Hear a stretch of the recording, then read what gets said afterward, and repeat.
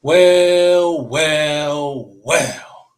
Clemson Tiger fans, college football fans, welcome back to another episode of the All In Show right here on Clemson at the Voice of College Football. Thank you so much for joining me. We got a jam-packed show for you guys tonight. We're going to talk a little bit of recruiting. We're going to talk about the new look spring game that Clemson will be doing this Saturday. We're going to talk about the front office, all of that coming up and more in tonight's episode. If you're not subscribed to the channel, please go ahead and hit that subscribe button for us. It really helps us out. We're trying to get to 6,000 subscribers, so your help with that would be greatly appreciated. While you're in here, hit that like button on this live video. It gets it out to more people and helps the video spread, so thank you for that.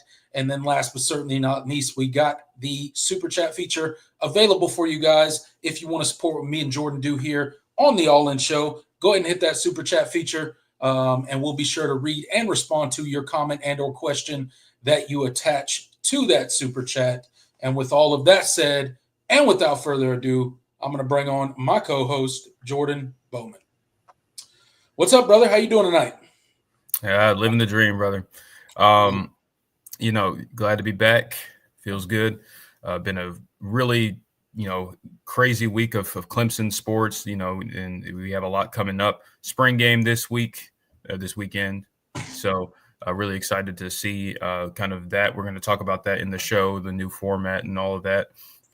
Shout out to the baseball team. They continue to roll. What a crazy series win, over Georgia Tech. And then, took care of business last night in their midweek. They continue to roll. The softball team is starting to heat up. Starting to look a whole lot better than they did early on in the season. That's for sure. Yeah, man. Yeah, a lot of young talent there, and they certainly are starting to gel together. The big sweep over Cal. And shout out to Clemson basketball. They just got a massive commitment from Nick Davidson, the Nevada transfer big man, one of the top big men in the portal. So shout out to Brad Brownell. They got a lot of spots to fill, but that is a great start, and there are certainly more coming down the pipe. They have done a good job as far as casting, their bid for a lot of top players in the transfer portal, and we'll see how many of them they can land. But hey, listen, if there's one thing I trust Brad Brownell is that he's going to go get some guys in the portal. I mean, he's going to have one thing that he's really had over his years has been the backing to go and get guys financially, especially in this NIL transfer portal era. Clemson is in a really good spot as far as their basketball NIL is concerned. Contrary to what people might think, if you're not really familiar with the program, we have. Money has not been an issue. Last year's team was not cheap. feels weird to say last year because I guess technically this year, but I think that the program is still in a really good spot. People have been kind of upset, at how the season ended, but I really think this team is and this program is in really good shape, and we'll come out of this transfer portal cycle feeling really good about where this roster is. Yeah, absolutely. I think we will. There's a lot going on Clemson sport wise. You mentioned the baseball team. What a crazy weekend that they had at Georgia Tech. Last minute, Crazy. kind of double header that got sprung on them right before the second game that happened on Saturday. But they go ahead and lock it up and win that series. So they're chugging right along. They're climbing the rankings. They're looking a lot better. Maybe working out some of that pitching that was struggling a little bit there. So maybe they have their Sunday starter in Bailey now. We'll see. We'll see if that's he was dealing, man. We'll see if they decide to keep him in that Sunday slot, which is as we know a very pivotal spot when it comes to them weekend series. So they're chugging right along. Basketball, it's going to be an entirely new team next year. It's absolutely crazy. I think we have 3 players left over from this past season. Dylan Hunter being one of those guys, but it's going to be a completely new roster. And Brad Brunell's got a lot of work ahead of him, but landing the first big piece of that is going to be pivotal. So landed an amazing big man there, and that's kind of the cornerstone, I guess, of this portal class that he'll bring in. And again, you mentioned the backing that he has and the success that he's had recently in grabbing the right guys out of the portal. So we'll see what he puts together, give him about a month or so, and then we'll kind of revisit what that roster looks like heading into next season. But a ton going on campus for as far as other sports outside of football. Got the all-in ball coming up, this week. So, Dabo Sweeney's foundation, where they donate all sorts of money to local charities around Clemson, South Carolina. So shout out to that. But lots going on. And most importantly, the spring game coming up on Saturday. So yes, sir. Busy time in Clemson, South Carolina for sure. Quick shout out to the comment section before we dive into tonight's show. We got John Sarian in here. We got Tiggs in here, Intelligent Savage, Tickled Tigers in here. Thank you guys so much for being in here and getting into the comment section already. As you guys know, at the end of every show, me and Jordan will turn it over to you guys, the comment section. Answer your questions, chop it up with you guys for 30, 45 minutes at the end of every show. And that's always a great portion of the show. So stick around if you are new here and get your questions in, and we'll be sure to get to them by the end of the show. But it's been a busy week, Jordan, at work and everything, but excited to be here and to talk a little Clemson football tonight. Yeah, me too, man. This show is always a great distraction from what we have going on in our actual lives. So I'm just always happy to be on here. Tickled Tiger, actually, great reminder. Yeah, the big announcement this week is probably bigger than anything else. Is that alcohol will be served at the spring game and at baseball games, following that spring game. So it's been a long time coming. It's been rumored. It's kind of been it hasn't been a well kept secret, because Eric Bakich kind of accidentally sort of leaked it a little earlier, and even before that, there was tons of conversation and rumblings about it. But it's official. I know that the reaction from the fan base has been kind of mixed. I'm sure that there's a lot from the older crowd certainly weren't as pleased about it. But listen, for me, obviously I'm young. I haven't been out of college very, very long, so I'm still going to err on that side of things. Right. But I think that this is something that Clemson just needed to do. I mean, in this era of collegiate athletics and with the emphasis on revenue generation, especially now, with Clemson's situation in the ACC and kind of, just the disadvantage they're at when it comes to competing with the SEC and the Big Ten. Yeah. I mean, you have to find ways to generate revenue any way you can. And absolutely. Listen, does that mean a few more rowdy fans, drunk fans? I mean, I think you gotta deal with it. But listen, I've been to DKS, I've been to Memorial Stadium plenty of times. Not selling alcohol wasn't preventing drunk people from showing up to the games. So that is true. That is true. It never been a deterrent. So listen, I really think that this is going to be good for the university in terms of revenue generation. I mean, people are going to spend with alcohol. People will spend whatever it takes. So like it's kind of predatory, but I get it, and that's kind of just the reality of look, where Clemson is. You're living in the new age of not just football, but the new age of college athletics, really, and with the anticipation of the House settlement coming down and revenue sharing and paying $20+ million to out of your athletic budget essentially to pay for student athletes. You gotta find creative ways to generate revenue. And I found it interesting the day that Clemson decided to release that they would be serving alcohol April 1st. That's a funny day for them to do that, but it is official. It wasn't a joke. They will be serving alcohol starting with the spring game, and then basically every other sport will follow from there. So, it's always going to have mixed emotions or mixed reviews from the fan base. Some are going to be for it, some are going to be against it.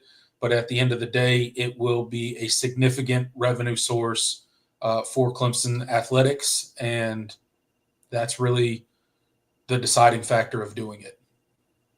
Yeah, I mean, it really is just it's the reality of what college athletics is, and Clemson's not the first to do it, not going to be the last. And at the end of the day, hey, I mean, it'll be more fun for the people that want to partake in it. Yeah. Will it not be as fun for the older crowd? I mean, it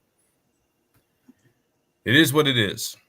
Yeah. And let's not pretend that older people don't drink too. Like our Facebook fans are kind of Facebook is not real life. Is basically what I'm saying. That's right. Big news out of Clemson. They will be serving alcohol. So, hey, new revenue stream for the Tigers. A little bit more money in the coffers for the athletic budget because it's going to be necessary. Here coming soon. Wet Sox. Did y'all see the Purple Turf April Fool's Day post? Yeah, I saw that. Yeah. I saw alternate helmets. I mean, the whole gamut of your run of the mill April Fool's. Clemson lore on social media, of course. Yeah, when the baseball team when they tweeted out the lineup for the midweek, they had the student managers in the lineup, and they had all the other players at different. Yeah. They had like Cam at third base and Purify in center field or something like that. Yeah. It was pretty funny. So that's good stuff. They went all out. Yeah, that's good fun. No doubt about it, but. Yeah, let's go ahead and dive into the show tonight. We got several things to get into before we turn it over to you guys, the comment section. Got 23 people in the live chat right now. If you guys will go ahead and do me a favor, hit that like button while you're in here. Consider subscribing. Me and Jordan do the All In Show right here every Wednesday, 8 p.m. We'd love if you guys would subscribe and consider hanging out with us each and every Wednesday and checking out all of our other content that is posted throughout the week. But we're going to get started with the show tonight, starting with a recruiting update. Jordan, obviously, we had a recent commit. Cameron Cody got brought on most recently, making the 8th official verbal commitment out of that elite retreat weekend that Clemson had a couple weeks back.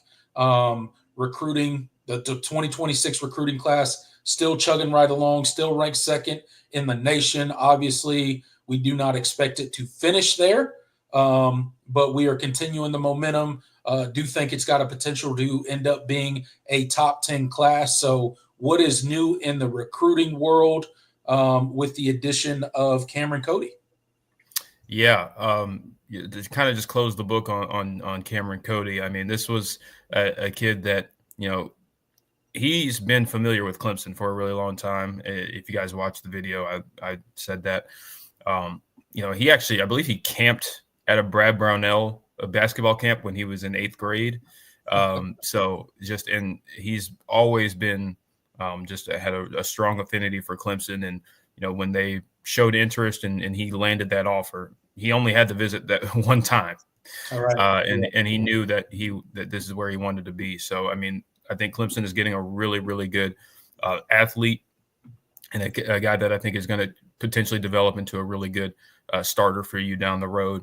The frame is not it's not going to jump off the page at you, but that's really just, I mean, Clemson has had a lot of success over the years with, kind of undersized defensive linemen. So, but you see the quick hands, the twitch. He played all along the defensive line in high school. So he has a lot of skill sets and versatility that I think will be good for this defensive line group when he gets to campus. So big first addition to the defensive line class for Nick Eason and Chris Rumpf. And there's still quite a few other guys out there on the board that Clemson is still after. But elsewhere, there are another defensive lineman that I'm monitoring is defensive end Ashton Blatt. He's kind of been a fast riser, so to speak. That Clemson and his recruitment has kind of ramped up really quickly as of late. He's a guy that I think I'm keeping my eye on as we get deeper into the month. Clemson really likes him, and he's becoming more and more of a priority. Along with Cam Brooks and Bryce Perry White, Dre Quinn at that defensive end position. So keep an eye out on those three guys. And then back on the wide receiver front, I think the biggest fish that Clemson would still like to get on the board is Providence Day wide receiver Gordon Sellars. This is going to be a recruitment that is. This is a recruitment you're going to have to just kind of be patient. He's taken a lot of visits. South Carolina has been in on him, Florida State, Tennessee. From everything that I've gathered, Clemson is still I think Clemson has a lot of confidence in that recruitment right now. So just kind of keep an eye on him as we get deeper into the month. But he's planning to decide, I believe, on the 18th. So we're getting close, and we're getting to that crunch time period. But as it stands now, Clemson still feels very confident with where they stand. I think that I think Gordon is doing his due diligence right now and taking the visits that he can and making sure that he makes the right decision for himself. But I think Clemson has done a phenomenal job with him. And we'll just, we'll see when we get to that decision date where things stand. So that's my little recruiting update. I don't like to spend too much time on this because we've got a lot of other stuff to get on. And but Clemson also hosted a bunch of rising juniors this past weekend. Headlined by Sequel Patterson. It's never too early to talk about 2027 guys, but I just wanted to throw that out there. Clemson is sowing the seeds for that class as well. And there's quite a few intriguing prospects, but I mentioned Sequel Patterson, one of the top wide receivers in that 2027 class. Listen, if you land a guy like Gordon Sellars to pair with Naeem Burrows and Connor Salmon, and then 2027, you start your wide receiver class with Sequel Patterson. I mean, the future of the wide receiver position at Clemson is already pretty bright, but that would very much cement it. So that's my little recruiting update. Yeah, Isaac Smith mentions Max Brown. Yes, Max Brown included Sammy Brown's little brother, who they say is the better athlete. So hey, listen, the tape is pretty good. I mean, I would have to I don't know if I see the better athlete side of things. It might be debatable, but he is a really, really great athlete. Hey, listen, if you can get both brothers, that would be a really, really massive step up too. So at the linebacker position. So recruiting at Clemson, they have they're hitting their stride right now. That's for sure, as you guys have seen over the last a couple of months or so. Yeah, absolutely. Look, and as we know, this 2026 recruiting class has started off with a bang, and it is continuing with the addition of Kameron, Cody this week. But it is an ever fluid thing, and momentum is a huge thing in recruiting. Got the big official visit weekend coming up at the end of May, June timeframe. So looking forward to that, continuing the momentum. But it's far from over, and Clemson's still got a lot of work to do between now and that December early signing period where you lock up pretty much your entire class. Yep, absolutely.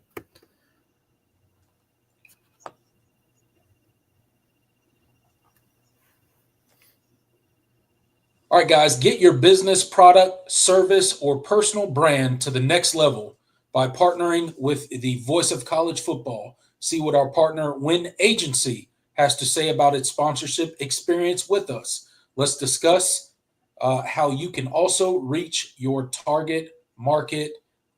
Sponsor with us today.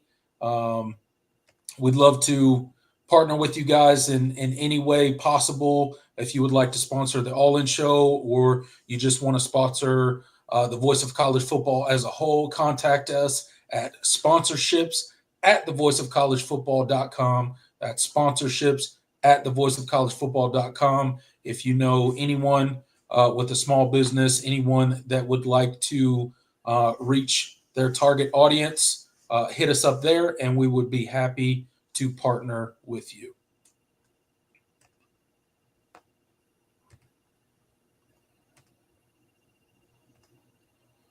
All right, as everybody knows, this Saturday is the spring game for Clemson football. April 5th, 1 p.m. kickoff. And if you've been a Clemson fan for any length of time, you know that Dabo Swinney does his spring game a little differently than really everyone else in the country. In the past, Clemson has divided their team literally in half as evenly as they could. They also split their coaching staff. And they like to have as close to an actual game as they can possibly get. But as we know, spring games have changed quickly in the past couple months, with many teams canceling their spring game.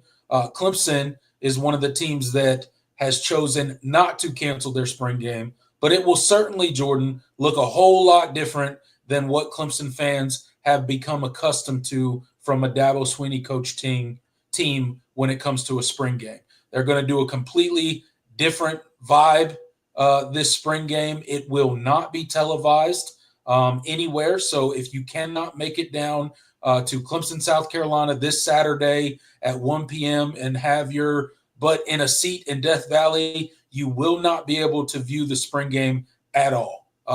Not that there won't be clips of it posted online or, reporting on it after that. But as far as visualizing and viewing the entire spring game where Dabo Swinney's mic'd up and he's talking to the media about players and all that sort of stuff, that will not happen this year. They're talking about maybe opening up with a 7-on-7, a skelly drill, OL versus DL, and then rolling right into the scrimmage. And Jordan, they're not only going to scrimmage, but they got a little bit of a interesting scoring metric, because instead of doing the traditional Clemson spring game where they split the team evenly. They are going offense versus defense. So offense will be in orange, defense will be in white, and they will go good on good. The scoring metrics for it are going to be, I think, a lot of fun and add some stuff to a spring game that's not really a traditional spring game as we've known it in recent years as Clemson Tiger fans. So a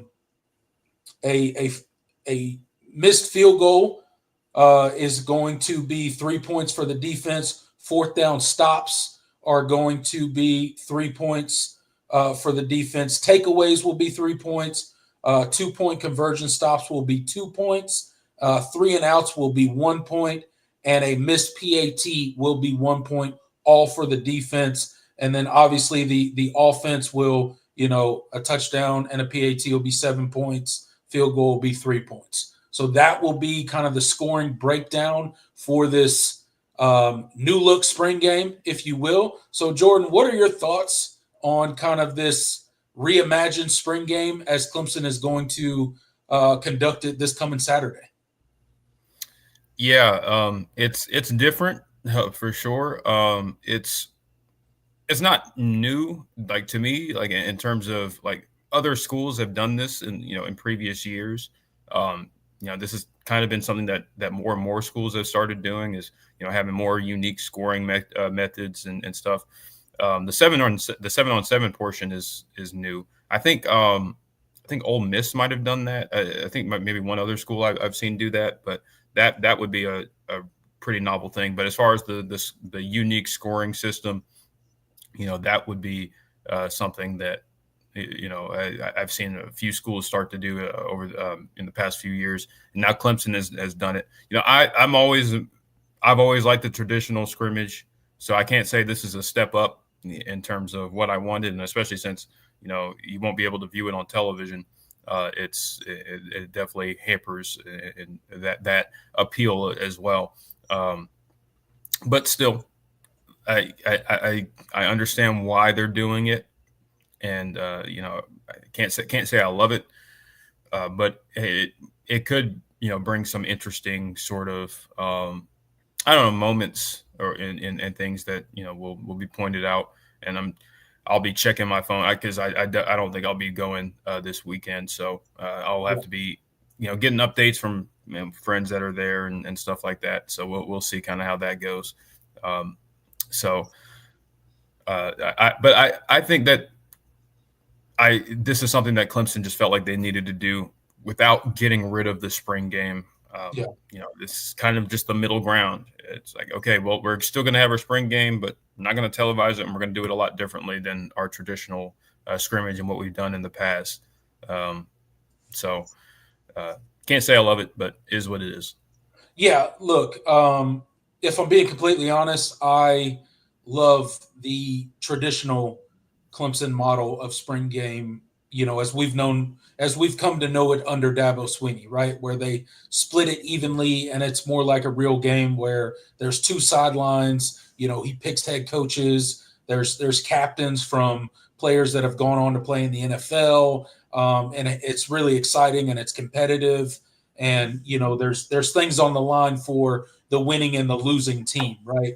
That has been really exciting for me in the past, but unfortunately, NIL and tampering and things like that have, really taken some of the things that we love about the game of college football away from us. And this is another thing that has been altered. Although Clemson is not one of those universities that chose to cancel it, I'm very thankful that they did not.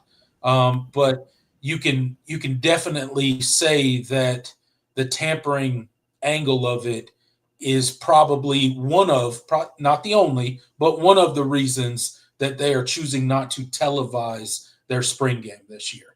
The other reason is obviously if they don't televise it, they have a lot more control over the timeline and things like that because they don't have to take commercial timeouts and things like that for the media to be able to do what they need to do in order to pay the bills, right? So another reason that I think Clemson has made this change this year, outside of the obvious, which is the tampering and the NIL and just the new age of college football that we're in, is we got a lot of guys that are still recovering from off-season surgery. A lot of our veteran guys got, cleanup surgeries or things that were bothering them throughout the season addressed after the season, and they're not back.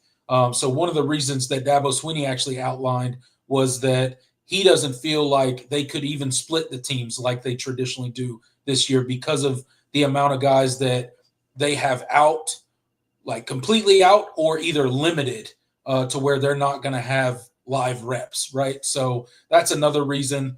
I can't say, much like you, I can't say I love it, but this is certainly better than Clemson being one of those universities that just outright cancel the spring game and say, yeah, we're not going to do anything. We're just going to do our internal spring practice, and the fans can go, it's tough, whatever, get over it, right? So very thankful that Clemson is choosing to do something, albeit much different than what they traditionally do. But I do like the unconventional scoring, for the defense, defense versus offense. I do think it will still be competitive. I think that it will still be a way for us to see what those young guys look in a more competitive environment in Death Valley with a bunch of fans watching. So I do think it'll be fun. I do think there will be more benefits to it. I wish I could go, but it's just not going to work out for me this weekend. I wish it was televised because it really does suck for a lot of us Clemson fans who, for whatever reason, cannot make the trip down to Clemson, South Carolina to see the spring game. We will have to rely on highlights and whatever the local media there post online to really give us an insight on what actually happened in the spring game. And then obviously contacts that we have there will give us some insight as well. But I am excited that Clemson is still doing it. But if I could, have my way, it would go back to where everybody was doing spring games and nobody was worrying about tampering and all of this nonsense that is currently plaguing college football and its fans. Yeah, we didn't know how good we had it. Yeah. We didn't. We certainly took a lot for granted, and now, with the evolution of college football, there is some really unfortunate, unintended consequences that are starting to become very real. But again, we'll be reporting on the spring game. We'll be giving you guys the insights that we get from contacts and stuff like that down there. But so stay tuned for that. But again, unfortunately for us fans that can't make it to the game, that's what we will have to rely on. Yep. What the weather's supposed to be like that day? Hold on, I can pull it up. High of 83. Storming in Clemson right now, but a high of 83 on Saturday. Just sparse, some cloudy skies, but no rain or anything. So it should be a pretty nice day for football. It'll be a great day to debut the beer sale, the alcohol sales. So kind of upset I won't be able to go to this one. It feels like this is a historic occasion. But I definitely am planning to get down for a few baseball games, potentially the regional. So if I can do that, then we'll take it. So, but yeah, I'm excited to kind of see what comes out of this weekend. Again, spring games are not indicative of anything that can happen during the season. Sometimes it did, but that's not necessarily the rule. Like 2021, the spring game was pretty bad and that offense ended up being pretty bad. Right. But it doesn't always work that way. Last year's spring game was not great. Cade Klubnik did not play well. Trent Pierman was the superstar of the spring game, and we were talking about if we legitimately had a quarterback controversy. Like that tells. Everybody calling for Trent Pierman. Yeah, like QB1 in Clemson. and then you tell somebody then that K. Klubnik is going to be a 4,000 plus yard quarterback and throw and have over 40 touchdowns. In 40 touchdowns, another 12 or six picks, something like that.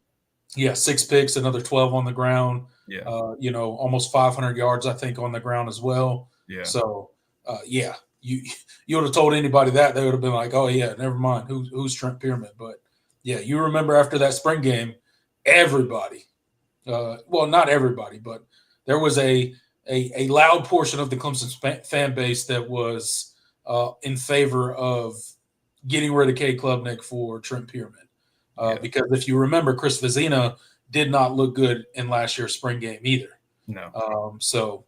And that's something that I'm interested to see out of this spring game. One of the things that I'm really interested. I don't need to see anything from K. Klubnik. We know what K. Klubnik is. We know what kind of leader he is. We know how he's going to approach the summer and the offseason and fall camp. And if last year told us anything, he is looking to improve. And he knows this is his money year. He knows this is his last chance in college to put good tape on the field when it comes to his ambitions to be an NFL quarterback one day, right? So I have no doubts about his motivations heading into his senior season, not to mention all the motivations they have as a team to repeat his ACC championships, get to the college football playoff, and ultimately try to go see what they can do as far as winning a national championship. So no questions there. But a guy like Chris Vezina, right, really interested to see the growth that he's had, because you've heard the coaches talk about him, you've heard the players talk about him, and how much better of a kind of a leader on the field he is, and how much more comfortable he is, and Dabo throwing him into unorthodox situations or situations that he's not expecting throughout the scrimmages that they've had in spring so far, and him performing to a high level. So interested to see that. Interested to see the running back room. What are kind of your things that you're hoping to hear out of the spring game as we approach it this Saturday? Yeah, biggest thing, you hit on, Chris Vezina, you hit on the running backs. I want to see what the defense looks like. Are they tackling well? Like, right. I don't really care if they give up points. I mean, ultimately this is, but I want to see if this is a competitive game, and are we playing with the fundamentals and the intensity that, that Tom Allen has seemed to have instilled in this group. Because do they look like a defense that's returning as many starters as they are, and as much talent as they are on the defensive line? How did the transfers look? The Will Helts, the Jeremiah Alexanders, the Tristan Smiths of the world, and how much progress have the young defensive backs made? Over the course of this spring. So, looking at all of that, and of course, I just want to see. I want to see some fun plays, some big plays being made on both sides. Like that would be cool. Yeah, absolutely. That would be great. So, a lot of things to look forward to this coming Saturday. We'll see how it all pans out. Last thing before we kind of turn the page here, let's just hope we get out of this spring game without any sort of catastrophic injuries to any of our players. Get out of there healthy, get some things on tape. Both good things and both things that need to be corrected going into summer workouts, the transformation phase, as the Clemson coaching staff and Dabo Swinney like to call it. So looking forward to the spring game, and we will be reporting on it. So stay tuned to the channel for that.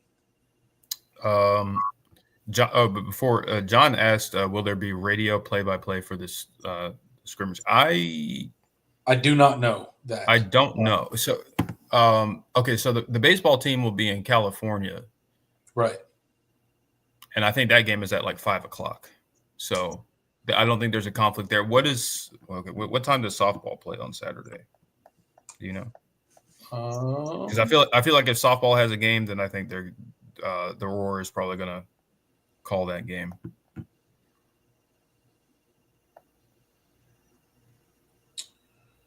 Okay, they're also at 5, and they're in Stanford. So Yeah, they're out in California as well. Yeah, they'll both be out. I guess you know what, that makes sense. Travel that they probably travel, that makes a lot of sense. So theoretically, if both the softball and baseball teams are playing at the same time, I think they would call that. I don't know of any other sport that would get priority over the spring game then. Yeah, I Or would maybe not. think. So look. I don't know what Clemson's going to do exactly with the spring game. I have heard Dabo mention in interviews and when asked that they're going to do something with not necessarily broadcasting it, but covering it, if you Yeah. will. So I don't know if they're going to do something with like the Clemson Plus app or what exactly they're going to do. I don't think anything will be live, but there may be something where you can go back and watch at least portions of it because he has said in recent interviews that they're going to do something as far as media when it comes to the spring game. So what that looks like, they haven't announced or at least outlined in any sort of detail. My hope is that it's available somewhere where I can go find it to watch it. But again, I don't think me or Jordan can answer that with any sort of confidence right now. Yeah. I hope, but yeah, I hope so. If a radio broadcast, I'd be cool with. But if they do something on the Clemson Plus app, at least it's something. Right. So, something for the fans that won't be there. Yeah. Something for us, people who, can't make it for one reason or another. All right, guys, make sure you're catching Clemson live on all your favorite audio streaming platforms, Apple, Spotify, Amazon, wherever you get your podcast. Go check us out. Just search Clemson Live, and all of me and Jordan's long form content, all of our video content on the channel will be right there for you to consume, whether you're working out, whether you're on a long drive, whenever you like to listen to your podcast. Go check us out on all those platforms. Rate, review, subscribe, download. We really appreciate it. We're trying to grow those other apps over there with our content on it. So please go over there, search Clemson Live, give us a rate, review, subscribe, follow over there. And your help with that would be greatly appreciated, guys.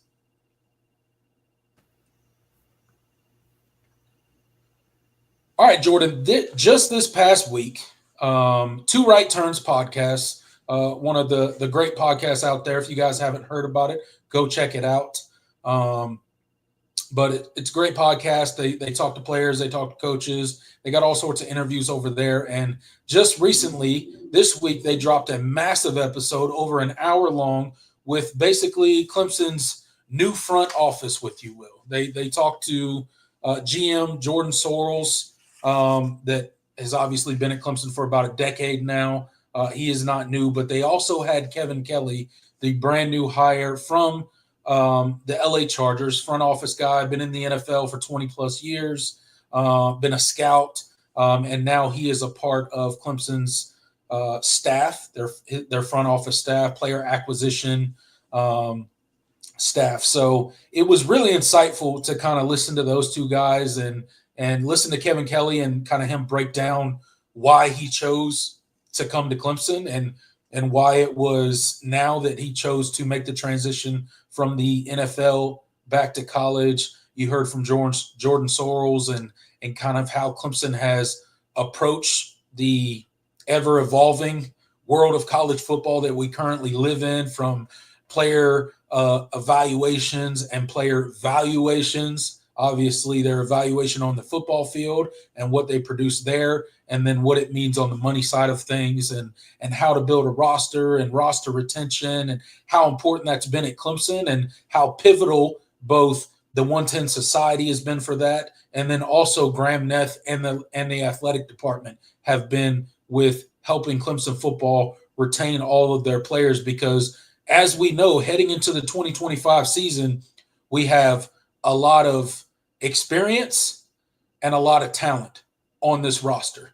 And you put those two things together, and that makes for an expensive football roster, right? So, Jordan, I know you listened to the interview. What were your kind of big takeaways and just keys to what Kevin Kelly and Jordan Sorrells had to say about this Clemson front office and kind of the restructuring that it's gone through this offseason and kind of how they're projecting forward to the new landscape of college football that we find ourselves in. Yeah, I mean, it was a really insightful interview for a lot of reasons. I thought, they really shed some light on kind of how the process of, retaining a roster goes. Yeah. They mentioned some specific examples. They talked about Antonio Williams and kind of what his decision was. His wasn't really leaving Clemson, or at least like in the portal, but obviously an NFL decision, and Blake Miller as well. But they both shed light on kind of how those conversations sort of play out. What's the dynamic look like from that aspect, and then they talked about kind of how they how closely they have to work with the 110 Society, and how like in lockstep and in unison they seem to be on that front now, and when it didn't, they probably weren't in the past. And I think you kind of saw that. And I thought Kevin Kelly was really insightful in kind of what he brings as far as his expertise and his sort of experience with in the NFL when it comes to evaluating players, but also making sure that you're managing the financial side of things as well. So it was a really, really great interview. Shout out to Ross Taylor. I think he does a really good job with that podcast. And I think it was a lot of insight in terms of how Clemson put together this team and all of that. And they had some fun little tidbits there as far as I didn't know that Kevin Kelly was a high school coach. I didn't either. Yeah, he mentioned that, and I was like, oh, okay. And so I was like, he's been evaluating high school kids basically his entire life, and he said, right. And the most interesting thing he said was that, evaluating college versus or high school versus college players, it's not that different to me. It's just kind of the game is the game. And I found that interesting because in my head, I always kind of thought, okay, there's a different lens you have to look at things when you're evaluating a high school kid versus a college kid. So that was pretty interesting. Yeah, absolutely. There was a lot of, kind of interesting tidbits that came out of the interview. One of the ones that, I think about when I'm thinking back to the interview is kind of they were talking about, the Texas game, and, the clock's at 0 there, and they fly back. They get home, I think, at 3 a.m. on Sunday morning. And, they were back in the football. The front office was back in the football facility at 11 a.m. that day and meeting with the first player at noon, which is crazy. Already starting, to kind of turn the page and see what kind of roster retention we're going to have and talk about numbers with these guys and basically having, quote unquote contract negotiations with each and every player on the roster, which is crazy. And it's something that I don't think any of us college football fans would have thought would be a thing, 5 short years ago. But here we are. And, at the end of every season, what we don't hear about and what we don't see is, our front offices are meeting with every player and talking about finances and, hey, this is kind of where we're at as far as a number value for you. How do you feel? Do you want to go into the portal? Are you looking to stay at Clemson? So on and so forth. So it's just so crazy what goes on in college football with the new format that we have, and it kind of expedites these guys' maturity, I guess, because they're going into those front office meetings and they're kind of having big boy conversations and they're talking contract stuff, not official contract stuff, but contract like stuff when you're talking about number values and how you are being valued based on your play on the football field and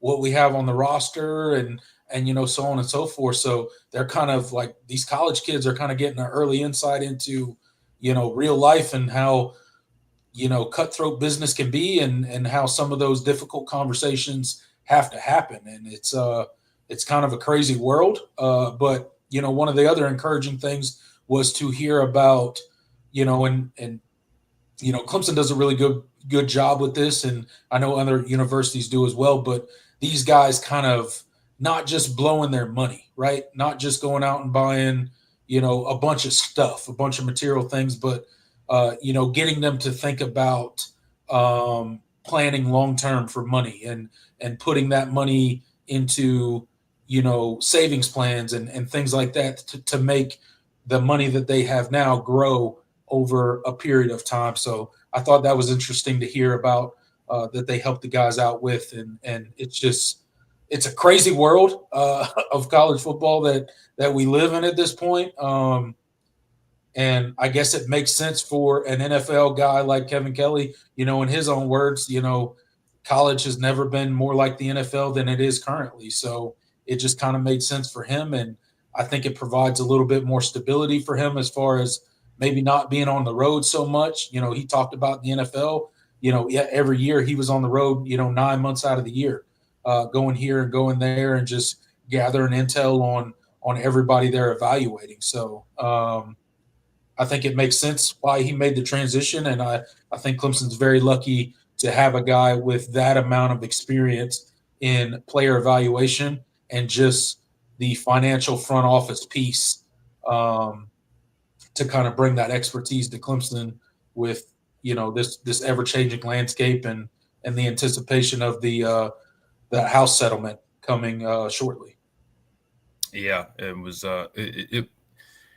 it said a lot in kind of what this team was about. And they mentioned, there wasn't really anybody they had any conversation. I think Jordan mentioned this. There wasn't really anybody he had a conversation with where it was like, okay, I'm leaving, but what can you give me? It was more like, it was more, I want to be here. Like, what is, what do we have to do? Yeah. In order to make this happen. Mm-hmm. And I thought that shed a lot of light in terms of the mindset of what this group was all about. I mean, the players that, we talked about and certainly got a lot of interest from other schools in the portal, the Peter Woods, the TJ Parkers of the world. They weren't really ever interested in leaving Clemson. It was just a matter of, okay, it's like, I want to stay. Let's make something happen.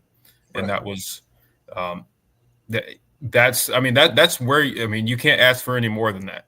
Like that's in this age. You got to, like, of course you got to compensate your players, but when you have guys that are, just they're about, making that deal happen so they can stay and not, I'm thinking it's like I'm thinking I might leave, but if you give me the right number, I'll stay. Like there's a very much a different, mindset, between those two things, and you certainly want the former when you're trying to build a team that's trying to compete for a national championship this season. So it was really cool. That was probably the best. That might have been the best episode of Two Right Turns.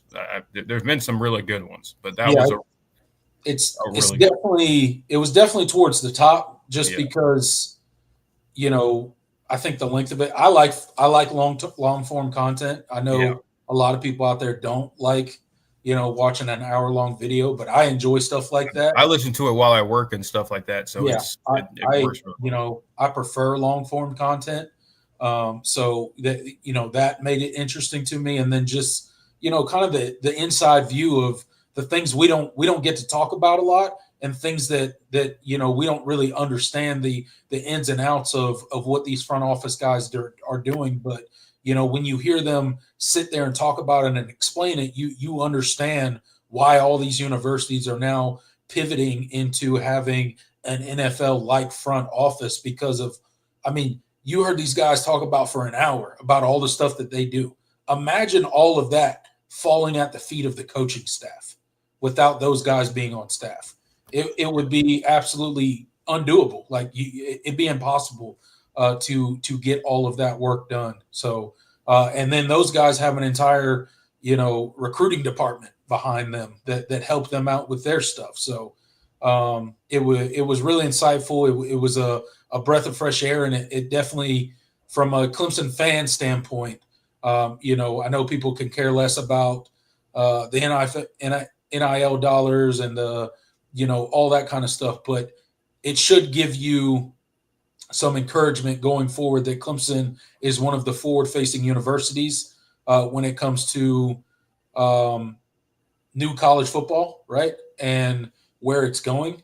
And they are set up for success when it comes to, what the future may look like. And I think they're set up in a way where if NIL and the 110 Society still needs to be a very pivotal role, they are still going to operate within that realm.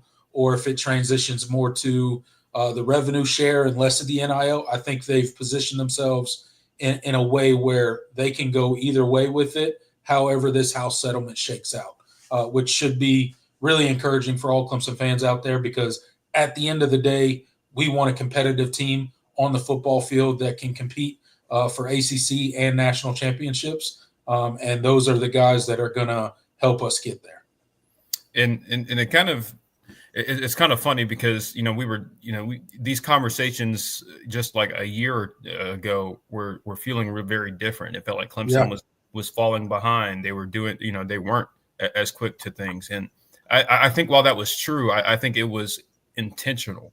I especially with, what's coming down the pipe. I think Graham Neff, in a way, and the rest of the Clemson administration, James Clements, President Clements, they all saw the vision, so to speak. And they knew that, hey, okay, we're going to be we're going to be well positioned, and we're going to take some lumps here early, in terms of losing kids to NIL and maybe having a few starters transfer out or something or anything like that. But now they've laid the groundwork in place, and it's been a slow process over the last 4 or 5 years where Clemson has I think they have the foundation now to be able to compete in whatever whatever the climate of college athletics looks like. And I think that's a testament to what, Clemson's leadership. You don't get that at a lot of places. And I feel like we kind of take it for granted because, we want to be great in Clemson. Of course, just, they haven't hit the standard that was set, in, the late 2010s. Mm-hmm. But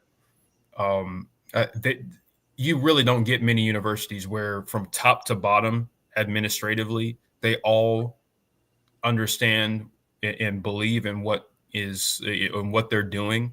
And there's no dissent or conflict, between them. And because we've seen what that looks like at other schools, and it's really, it can be really bad. And I think Clemson has been really, really fortunate over the last decade, really, just to have an administration that is as in sync with the rest of the athletic programs as this one is. And so I think Clemson fans, we should be more grateful in a lot of ways.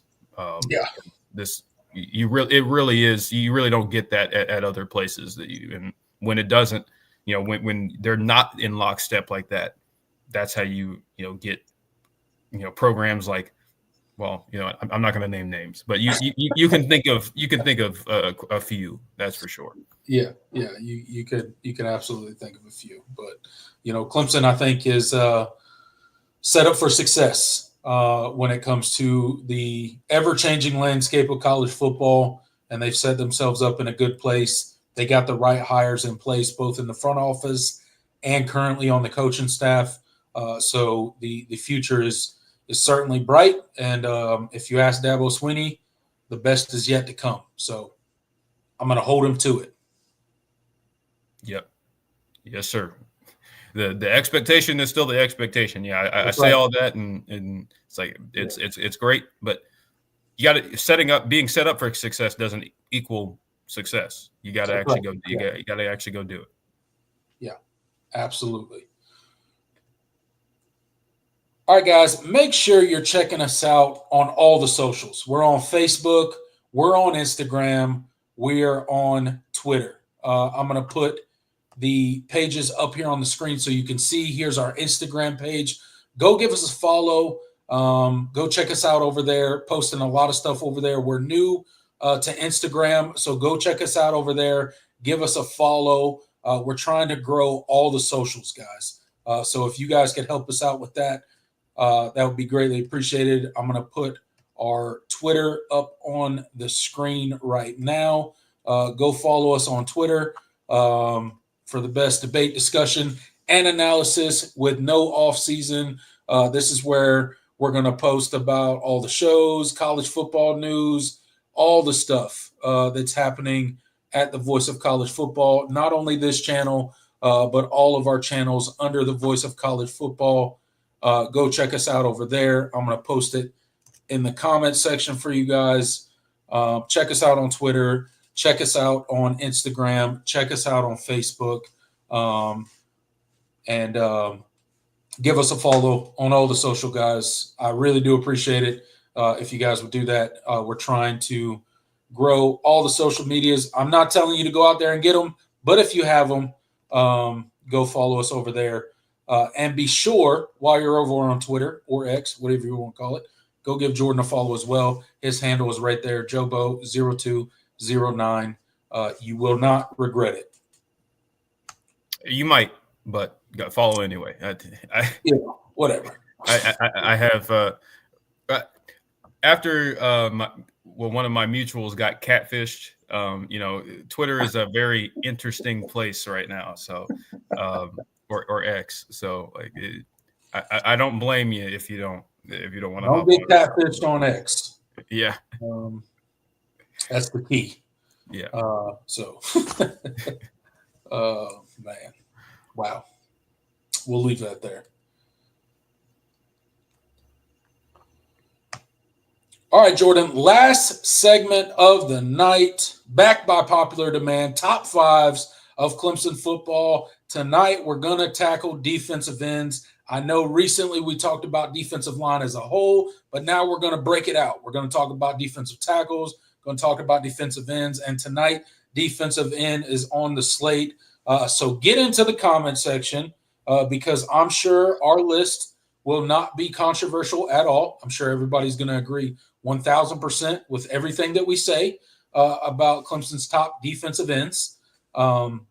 And nobody will have any other names for us. But in the case that you do, get into the comment section. Give me your top five Clemson defensive ends while me and Jordan discuss this for a little bit. So, Jordan, let's get it. Top five defensive ends in Clemson all time. Who you got? Who's the first name that comes to mind? I think the majority of people will agree with this one. There probably might be some dissenting, but honestly, when I think of Clemson defensive ends, the first name that comes to mind is Vic Beasley. He's probably just the best pass rusher I've ever seen play at Clemson. Just regardless of position, like he was special. Still holds a ton of the Clemson sack records. Like he just. All-American, all-ACC, all-American, defensive player of the year in the ACC. Yeah, he's got it all, man. It's got to be Vic Beasley. And with a pure pass rusher standpoint, the dude was a terror. He was an absolute terror, monster. And so I think I think that has to be the pick. Like I feel like if we're like being honest with ourselves, like I can't think of anybody else that really just had the career over his entire career was just that dude. Like Vic Beasley was that dude. And when you pass people in Clemson record books, when you pass names like Michael Dean Perry and Gaines Adams, that puts you in pretty rarefied air. Clemson football, in my opinion. So, absolutely. I think Vic Beasley, without a doubt, is in everybody's top five, or he definitely should be. So, Yeah. 1,000% agree with that. For one of the first names that comes to mind for me is a guy I just mentioned, Gaines Adams. He played from 2003 to 2006. Played under Tommy Bowden, but just, I mean, like you said, when we just talked about how Vic Beasley's such a legend because he passed, Gaines Adams in the record books for a couple of things, and he's a guy that you can't talk about the defensive end position at Clemson without mentioning a guy like Gaines Adams. Rest in peace to him, but one of the Clemson greats for sure, without a doubt. Great pick. Another just obvious. Like if you don't have Vic Beasley or Gaines Adams in your top 5, like that, right? What are you doing? Yeah, no doubt about it. No doubt about it. Another name that I think we talked about during our Clemson. What did we do? Our Mount Rush. It was like a Mount Rushmore of defensive linemen. Right. Guy we certainly talked about. And we also talked about during the top Clemson recruits of all time, none other than Daquan Bowers. Bowers, was the top-rated Clemson recruit for the longest time. Yes, he was. Until he was supplanted by one Trevor Lawrence. So yes, he was. I think you have to have Daquan Bowers in there. His career was I think it was backloaded in terms of just kind of the production, the numbers. Of course, his senior season was insane. What did he have? Like 15 and a half sacks his senior year. Yeah. He's got to be up there. I think you have to put him in there. One of the best, and I think that kind of bears itself out when you look at just the record books and statistically. Yeah, you got to have him in there. Yeah, no doubt about it. An All-American, ACC Defensive Player of the Year again. These guys just they have all the accolades, and you mentioned that senior season that was just probably as good as any. Being the top-rated Clemson recruit for the longest time certainly puts you on rarefied air as well. So Daquan Bowers, one of those guys as well. Somebody a little bit more recently than Daquan Bowers. I'm going to go Clelin Ferrell. Great pick. This guy, I think all Clemson fans love Clelin Ferrell. He was kind of that, he was a juice guy. He, part of the quote unquote Power Ranger that were, that big time defensive line group that was there.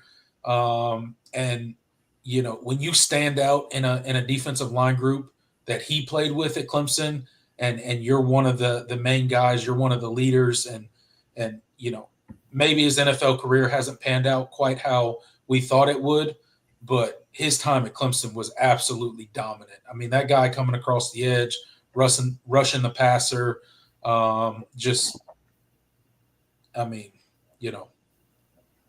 national champion, great pass rusher, got to be in your top 5, I think, when you're talking about edge rushers at Clemson. Clelin Ferrell is firmly in my top 5 when it comes to Clemson pass rushers. Yeah, big Cle. Yeah, great dude as well. He's got to be up there. And up until this past season, he was your most recent double-digit sack player. So it kind of tells you it's hard to do. And Clemson's been really fortunate over the years to just have some really phenomenal pass rushers. But it says a lot. And when you're the best, you're the sack leader on a national championship team, that says it all right there. First round pick. His NFL career certainly wasn't, and this was true of Beasley and Bowers as well. The NFL careers didn't necessarily pan out, but right. I think Cle kind of gets a bad rap because I don't think he should have been drafted 4th overall anyway. I think he was drafted way too high. Yeah, way too high. The Raiders just love they love John Gruden loved Clemson players maybe a little too much, like where he would just draft them regardless of whether it made sense and whether they fit or not. Yeah. Like that. Yeah, definitely got drafted a little too high, and you, as everybody knows, when you get drafted that high, you're expected to perform at a certain level, and maybe he was not put in the greatest situation to perform at that level. Yeah, but but to his credit, like he's been a good player. Like he's he's with the Commanders now. He carved out a really good role for them. Like he's been a good football, but he just hasn't been a first round, quality, player. Like he's been a productive, capable starter for a couple different teams now. Like his career hasn't been a failure. There's certainly been worse players, far more disappointing players than Cleve. But it just, I felt like he was put in a bad situation. Is what it is.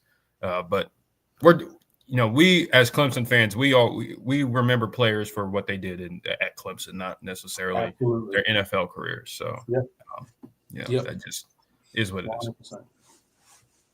I could care less what they do in the NFL. I wish them the best, and I hope that they have great careers in the NFL. But when we're talking about lists like this, it's all about what they did when they had that Paul on the side of their helmet. 100%.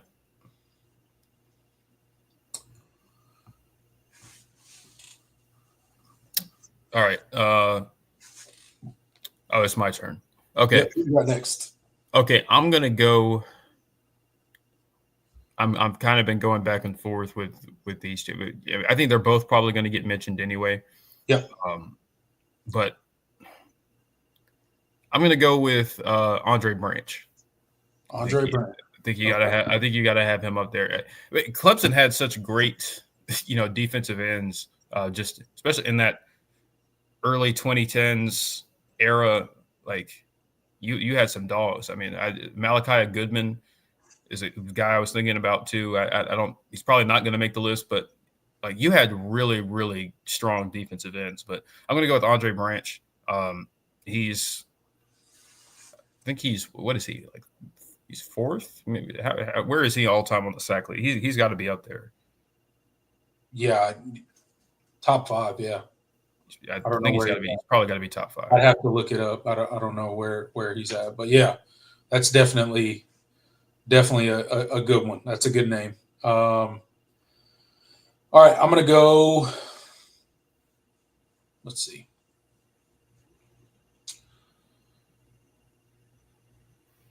I'm going to go Shaq Lawson. Great. I was thinking the Shaq Lawson was the other one I was thinking about. I'm going to go Shaq Lawson. He helped lead that Clemson team to that first national, well, not the first national championship, but obviously the first national championship under Dabo Swinney in 2015. He was the anchor of that defensive line that year. He was the guy, an elite pass rusher, had a pretty successful NFL career. I think he's still playing. Who's he with now? Is he still? He's not. I know he's not with the Bills anymore. Yeah. I don't know if he's still currently in the league. I know he was recently, but regardless, he was an All-American.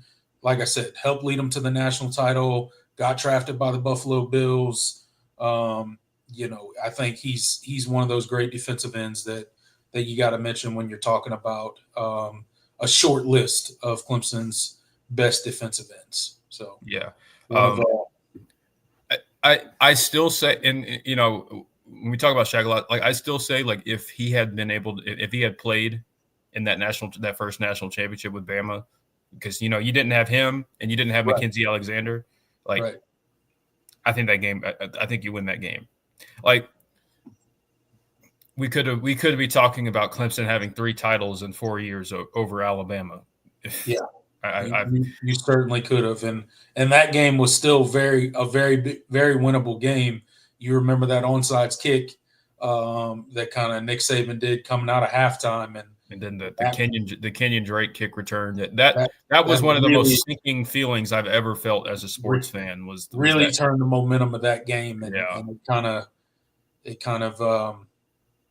that got away from us a little bit there at the end. But damn OJ Howard, bro. OJ Howard. Man, that dude. We made his NFL career. Hey, look, he made so much money in that game. Yeah. He made so much money against Clemson. Jeez. I was so sick of hearing his name. It was terrible. What a heartbreaking night. But, one short year later. Going back and winning it was one short year later, and we were on the opposite end of that. So it was worth it. It was definitely worth it. Yeah, I think we got a good list there. Do we want to kind of try to put them in some sort of order here? Who do we have so far? We have Vic Beasley, we have Daquan Bowers, we got Gaines Adams, we got Shaq Lawson, Andre Branch, Cleveland Farrell, and Andre Branch. So we got 6. So let's try to make our top 5, and who's the first one out. So number 1. Oh, and we left off Austin Bryant too. Oh, Austin Bryant. Yep. I kind of feel Bryant should definitely be on a short list. Yeah, there's too many. There's people are going to get left off, and that sucks. Yeah, it's inevitable when it comes to this stuff. Who knows? T.J. Parker might be on this list this time next year. Who knows? He might be. Hey, look, he has an avenue to get on that short list for sure. Yeah, no doubt about it. But I think our top 2 are probably Vic Beasley and Gaines Adams, right? Yeah, so who's 1 and who's 2? Who you got? Oh, and then we'll go from there. Damn.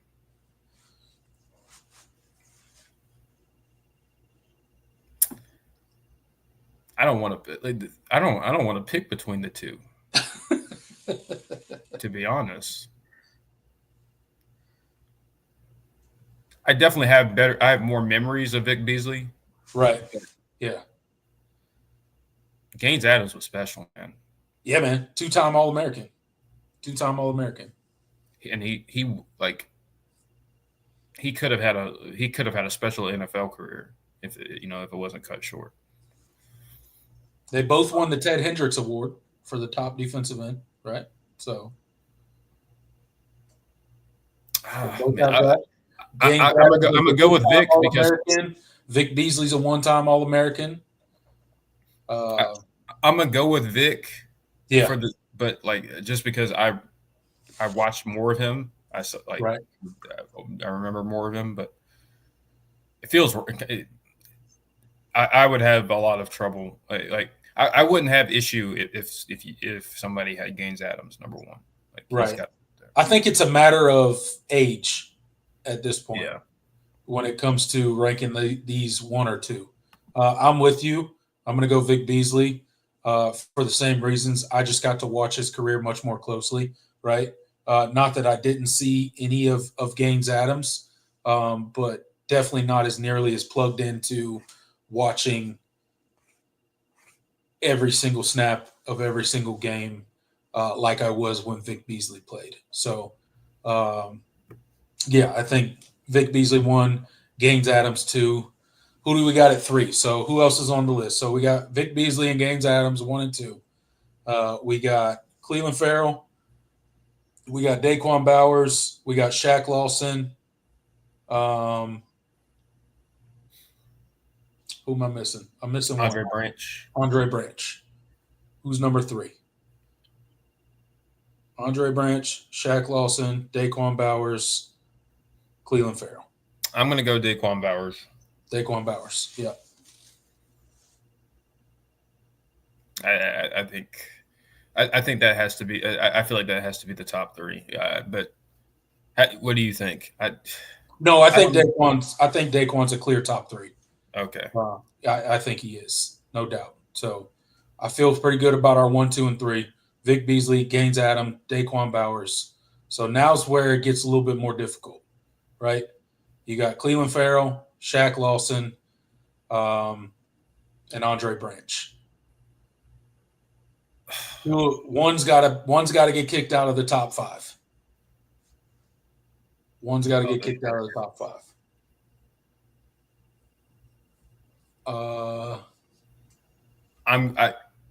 national championship boost tax, whatever you want to call it. I got to go Cleveland Farrell at 4. Is that who you were going to say? Yeah. I think you got to go Clee. Yeah, I think Clee's 4. And then is it Shaq Lawson or Andre Branch? Or Andre Branch to round out the top 5. So we got Vic Beasley. We got Gaines Adams, Daquan Bowers, Cleveland Farrell. So we got one spot left, and we got Shaq Lawson and Andre Branch.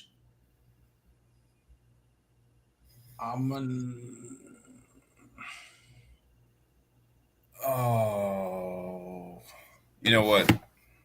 Let me pull up their stats. I lean Shaq, but that's just me. I'm leaning Andre Branch. But hold on. Okay, you know what? I'm gonna pull up their stats. Yeah, I used to have these guys memorized, but it's been too many years. I used to be a statistician. I used to write down the stats. Yeah, after every game. I was a weirdo. Let me see. Sports Reference, don't let me down. Yeah, Shaq Lawson, man, 12.5 sacks his last year. Yeah, that's crazy. He went crazy. That 2015 season for him was insane. Ooh. Let's go Shaq. Let's go with Shaq. Yeah. I like Shaq there. I like Shaq. No disrespect to Andre Branch. None at all. Yeah. But that hurts. That's tough. So there you have it. There's our top 5. Vic Beasley 1, Gaines Adams 2, Daquan Bowers 3, Cleveland Farrell 4, Shaq Lawson 5. That's according to me and Jordan. Let me know what you guys think in the comments. Who is your top 5? And if it's different from ours, who you taking out and who you putting in? Because, it's always easy to say you disagree, but who you taking out and who you putting in, right? So, but, I mean, although you're leaving some really good defensive ends out, I mean, it's inevitable when you make lists like that. Yeah, I feel bad about leaving Austin Bryant out. I feel Malachi Goodman,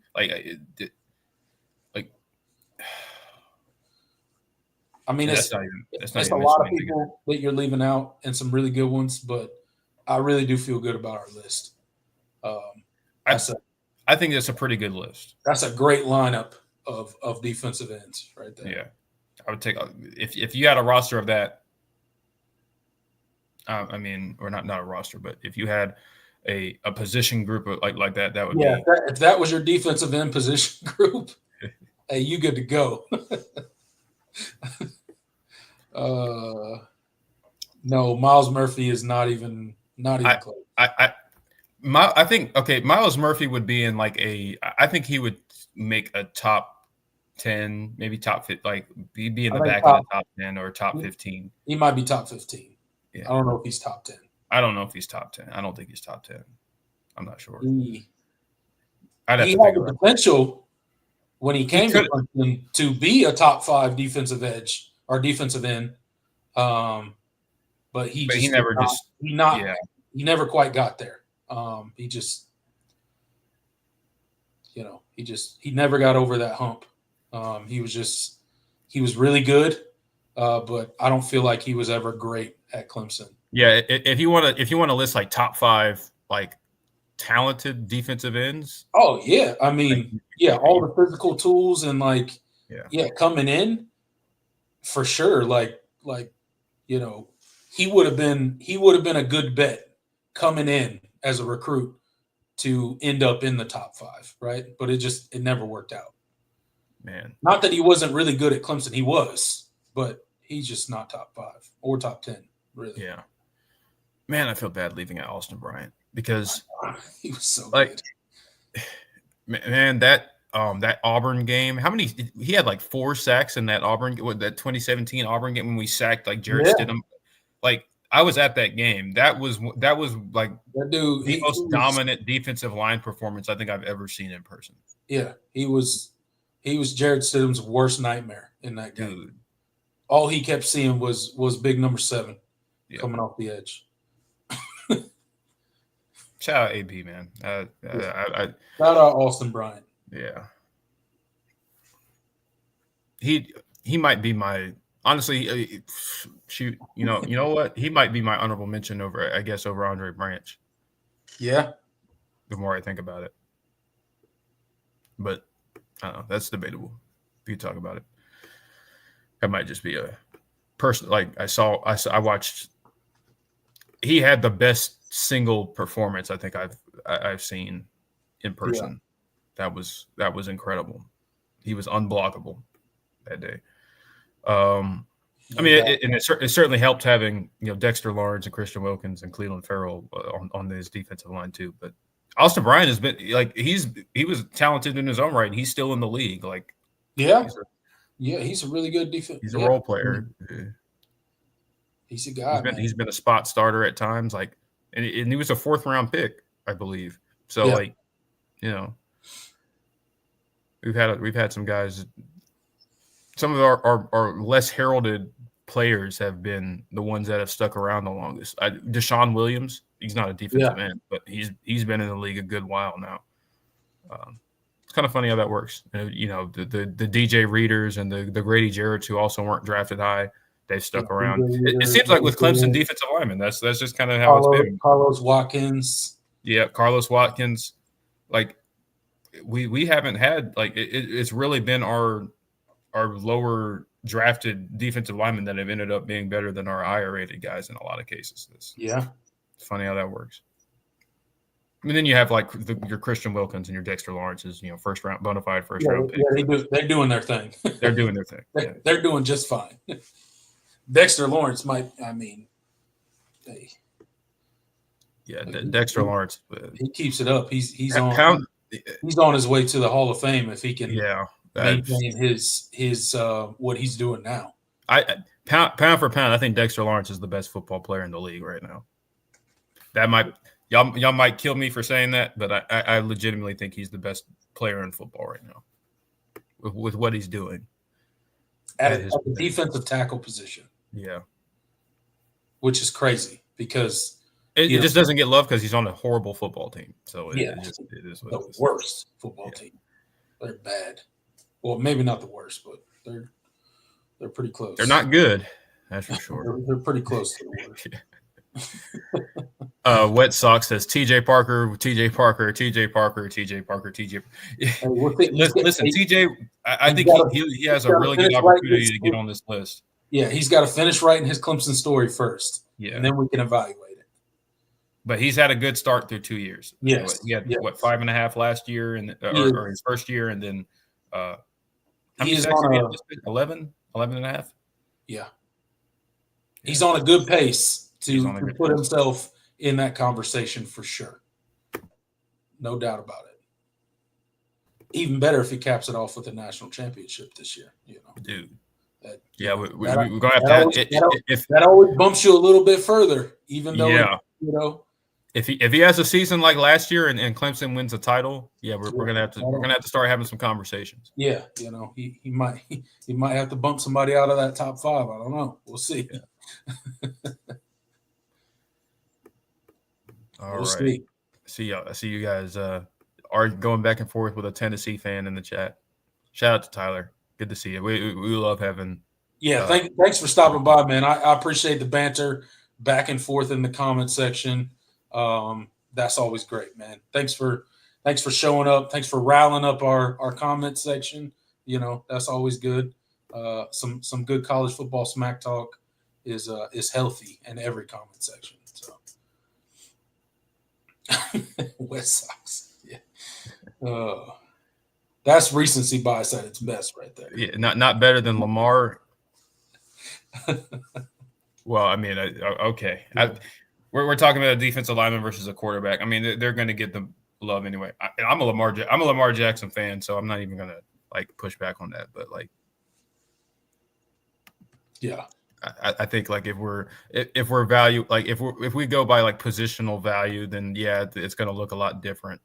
But I think just the best player, regardless of position, I think it's Dexter Lawrence. Yeah. Right now. Yeah, I think like I mean when He's you're putting talking up about historic like numbers that, right you now. can't consider the quarterbacks just because like it's just I don't know. They're always. I mean, they are the single most important position, and they Right. touch the And they're ball on always every going to play. get the nod and stuff like that. So if you're talking about like non-quarterback, type list, I think that's a better conversation. Yeah. Because you could probably name a few quarterbacks there that would, people would be like, yeah, no, they're definitely better, right? Yeah. So It's just exclude the quarterback position, and we'll talk about everybody else. Yeah, I think there's a clear top. There's in terms of quarterbacks. I mean, I think you have that clear top tier. You got the Mahomes, the Allens, the Jacksons. Yeah, I you think got Mahomes, Allen, and Lamar. Yeah. Those are your top three. No doubt. So, No doubt about it. And they're all in the same conference. They're all in the same conference. Man, the AFC is so funny. Isaac, I can't put Burrow with those three. I think he's in that next tier. I think he's probably at the top of that next tier. He's really good. He's really good. But I'm with you, Jordan. I don't think he's with those guys quite yet. Now he could be. But currently I don't think he's there. Yeah. I think he's got to make the playoffs more. Like it's probably a little unfair, but like they need to let I think you have to have when we're talking about the top tier quarterbacks in the league, like you got to have the success that comes with it. Like not just being a really he's a great quarterback, but it's like the Bengals themselves are not very consistent, and they didn't make the playoffs last year. And I mean, is it safe to say he's got the best receivers out of the bunch? Yeah, I mean he has the best receivers of not that like that's not like I'm not putting that as a knock on him. I'm just saying like he's clearly got the best receivers out of all four of those guys. Yeah. So I mean, but I guess maybe the worst. He's probably got the worst offensive line of the three too. So I guess guaranteed. Yeah. Not good. Yeah, not good. Tig says Mahomes stinks. I don't know about all that. But I don't know about all that. I mean, he was not great by his standards last year, but that's relative. They still went to the Super Bowl. And that was not a good. That was one of the worst Chiefs teams I've ever seen. Yeah, that was not a. And they still were 15-2. What were they? 15-2, and yeah, it was a very very flawed 15-2 team. Yeah. But still made it to the Super Bowl, which is crazy. Insane. I think that speaks more to how good he is than some of his better years. Yeah, him and you just kind of find a way to get it done. Andy Reid, man, he just knows that it doesn't matter. He finds a way to win football games. Yeah, you're right, Tyler. The Bengals defense is trash. That is confirmed. Yes. They are terrible. They are not very good. Shout out to DJ Reader though. I don't know how much better they're going to get either because they just spent a lot of money on offense. Yep. So. Well, actually, no. DJ Reader isn't with them anymore. Where did he end up? Who did he sign with? Can't remember. Was it the Jets? DJ Reader. Where's DJ Reader now? I don't know. He was with the Texans for the longest. Then he went to the Bengals. I don't know where he is now. The Lions. That's what it was. Yeah, okay. He's with the Lions. Ooh, that's tough. That's a good spot. That's a good spot for him. That's a good spot. I'm happy he's there. All right. But that was that. We kind of went all the way off topic. We started the comment section before we do it. Yeah, we did. Yeah, we did. They sucked us in. See, it's Jordan. It's not our fault. It's their fault. Our fault. They did it to us. They're on one tonight. Is what it is. That's true. But I guess we'll officially turn it over to the comment section now. We got our top 5 out there for Clemson edge rushers.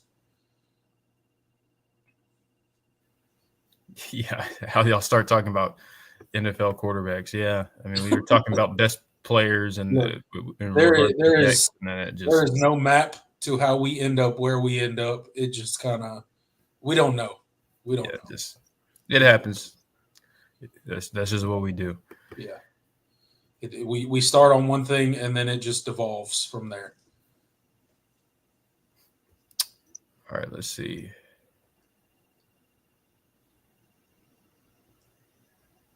Don't let anyone tell you Burrow and Herbert are in the same tier, especially Herbert. I think Burrow is clearly better than Herbert. Yeah, but I agree they're not in the same tier as Mahomes, Josh Allen, and Lamar Jackson.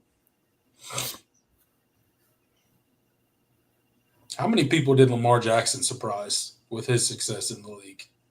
Yeah, but what I don't like the thing I didn't understand about that was like I think some of the knocks against him coming out were kind of overblown. Like, yeah, for sure, he has a good arm. Like, right, they treated him like he had a noodle arm. I think he's got a plus. He's got a plus arm strength. Some of the evaluations and the draft process, and like some of the people talking about him, like they all just pretended like he could just run. Yeah, but like. I mean, yes, he is an elite runner of the football, but that doesn't mean he can't throw the ball. And it didn't take him. It didn't take him long. Like he became a good passer pretty quick. Like his first year, I think you legitimately knock, but like really since probably about 2019 on, like he's been one of the best passers in the league. Like I just never. Yeah. Never got that. And he hasn't had good receivers really ever. So it's like. And the thing about him is like a runner is like he's really elusive. Like he doesn't take like you don't see him get like really hit very often.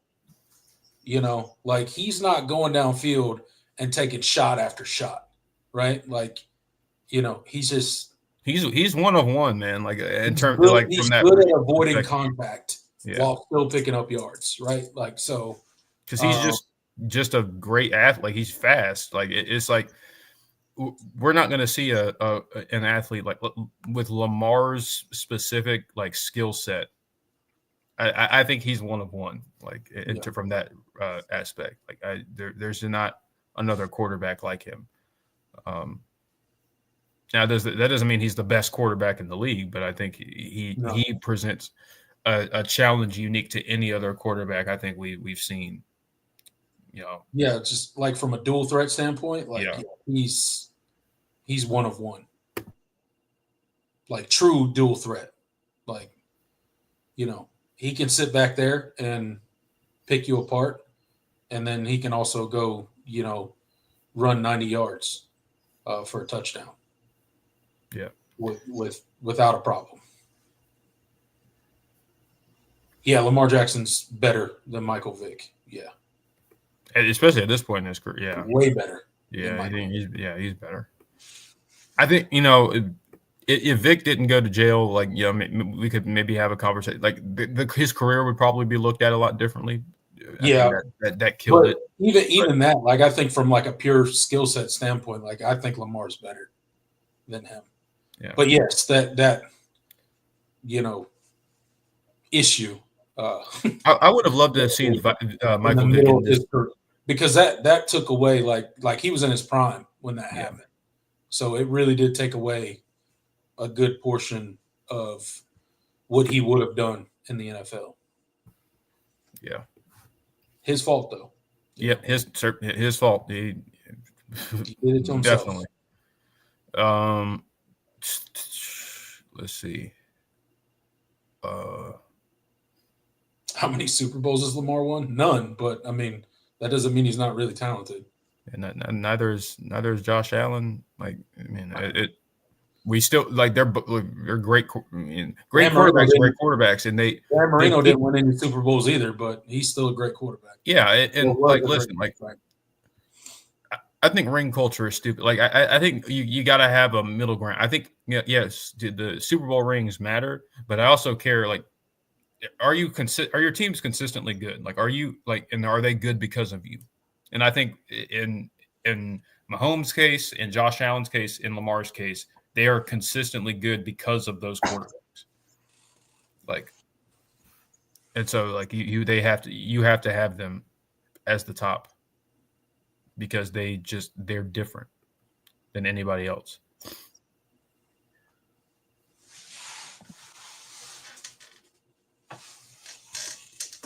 All right.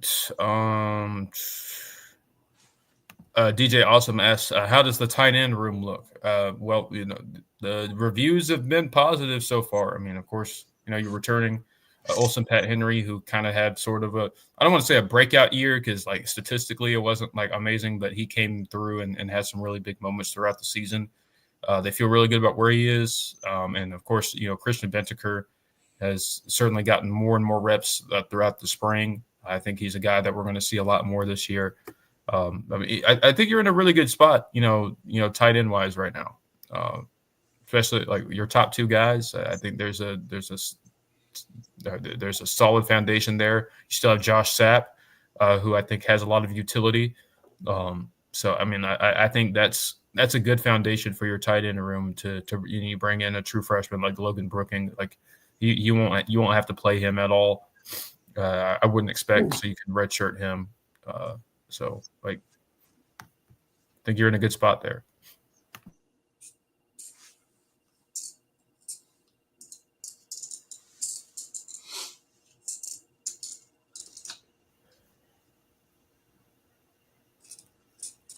Let's see.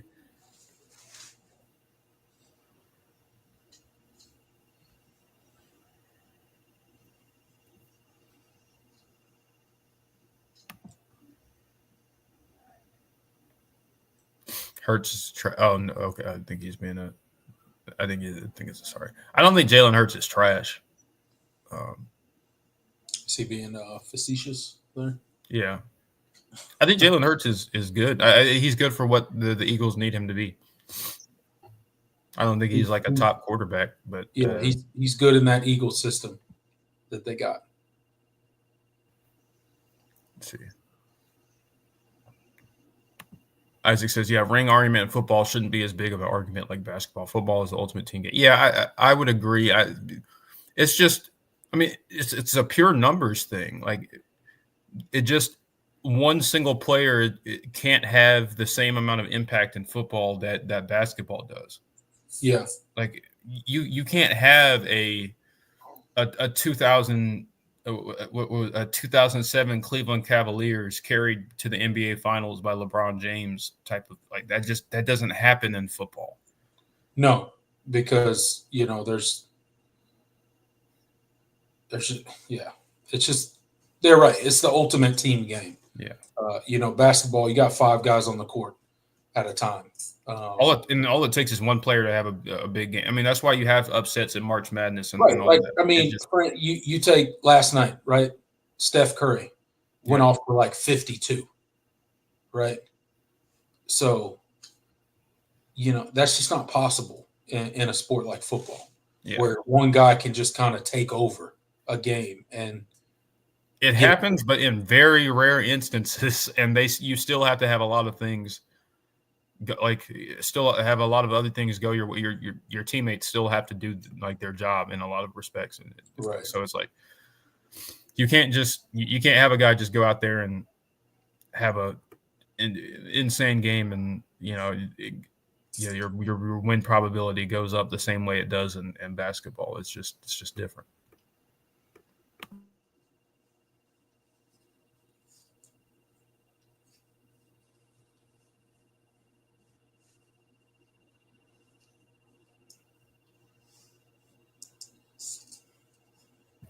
Yeah, John. Yeah, football and baseball, like tons of good players on non-champion teams. Yeah, it's baseball. It's really hard to to have an impact on a game, even if you're playing well.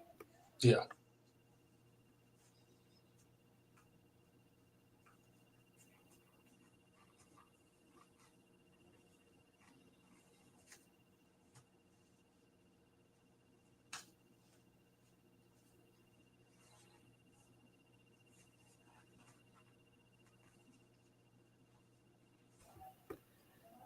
Yeah, Eagles were loaded everywhere around her. Yeah, absolutely. Oh yeah, that team is goodness. That team Red is Sox with a good question. Yeah, LeBron or Jordan? You see, like, okay, so this conversation is always awkward for me because I'm a Bulls fan. So I'm always inclined to say Jordan. yeah. But over the years, like, it's been harder. It's gotten harder. I'm still Team Jordan. Yeah. That's personally me. Um, I hear a lot of the arguments for LeBron, but I'm still Jordan. Probably always will be.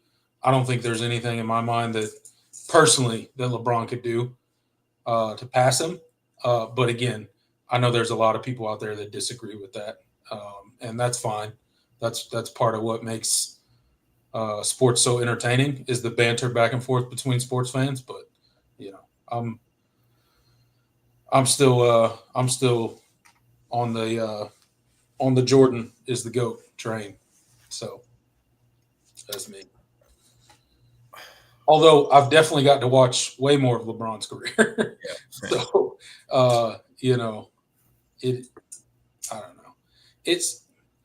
I think it's hard because when people start talking about their top fives in basketball, right? As far as the NBA goes, like dudes just played in completely different worlds, right? Yeah. When it came to how the game was played, how it was officiated, It's almost it's a all different this stuff. sport. It's almost like you have to break it down within errors when it comes to stuff like that.